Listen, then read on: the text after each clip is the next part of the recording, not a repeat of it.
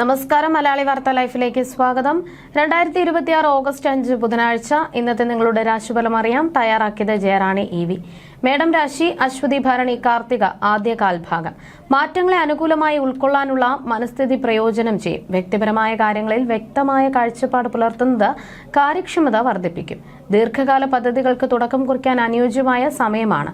ഇടവം രാശി കാർത്തിക അവസാന മുക്കാൽ ഭാഗം, രോഹിണി മകയിരം ആദ്യ പകുതി ഭാഗം. ധനകാര്യങ്ങളിൽ അനാവശ്യ ചെലവുകൾ ഒഴിവാക്കുവാൻ ശ്രദ്ധിക്കുക. ആരോഗ്യകാര്യങ്ങളിൽ വേണ്ടത്ര ശ്രദ്ധ പുലർത്തുന്നതും കൃത്യമായ വിശ്രമം കണ്ടെത്താൻ ശ്രമം ചെയ്യുന്നതും ദിവസത്തിലുടനീളം ഊർജ്ജസ്വലത നിലനിർത്താൻ സഹായിക്കും. മിഥുനം രാശി മകയിരം അവസാന പകുതി ഭാഗം, തിരുവാതിര പുണർദം ആദ്യ മുക്കാൽ ഭാഗം. സ്വന്തം താൽപര്യങ്ങൾക്ക് സമയം കണ്ടെത്തുന്നത് മാനസിക സന്തോഷം നൽകും. പ്രൊഫഷണൽ രംഗത്ത് മികച്ച പുരോഗതി പ്രതീക്ഷിക്കാം. പുതിയ അറിവുകൾ നേടാനും വൈദഗ്ധ്യം വർദ്ധിപ്പിക്കുവാനും ഈ സമയം പ്രയോജനപ്പെടുത്താം. കർക്കിടകം രാശി പുണർദം അവസാന കാൽഭാഗം, പൂയം ആയില്യം. ആത്മവിശ്വാസത്തോടെയുള്ള ചിന്തകൾ മനസ്സിന് ശാന്തി നൽകും. സുഹൃത്തുക്കളിൽ നിന്നും ബന്ധുക്കളിൽ നിന്നും പൂർണ്ണ പിന്തുണ ലഭിക്കുന്നത് ധൈര്യം വർദ്ധിപ്പിക്കും. സാമ്പത്തിക ഭദ്രത ഉറപ്പാക്കുവാൻ തന്ത്രപ്രധാനമായ തീരുമാനങ്ങൾ കൈക്കൊള്ളാം.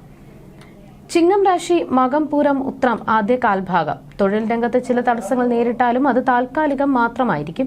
കൃത്യമായ സാമ്പത്തിക ആസൂത്രണത്തോടെ മുന്നോട്ടു പോകുന്നത് പ്രൊഫഷണൽ സുരക്ഷിതത്വവും കാര്യക്ഷമതയും ഉറപ്പാക്കും. കന്യരാശി ഉത്രം അവസാന മുക്കാൽ ഭാഗം, അത്തം ചിത്തിര ആദ്യ പകുതി ഭാഗം. ചില കാര്യങ്ങളിൽ അനിശ്ചിതത്വം അനുഭവപ്പെട്ടാലും അത് പുതിയ അറിവുകൾ നേടാനുള്ള അവസരമായി മാറ്റാം. ധനകാര്യ നിക്ഷേപങ്ങളിൽ ജാഗ്രത പാലിക്കുന്നത് ഭാവിയിലേക്ക് സാമ്പത്തിക സുരക്ഷിതത്വം ഉറപ്പാക്കും.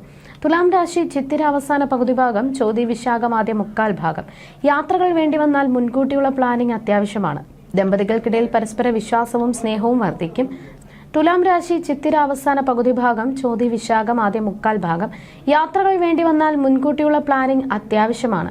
ദമ്പതികൾക്കിടയിൽ പരസ്പര വിശ്വാസവും സ്നേഹവും വർദ്ധിക്കും. സ്വയം വിലയിരുത്തലിനും ഭാവി ആസൂത്രണത്തിനും അനുയോജ്യമായ ദിനമാണെന്ന്.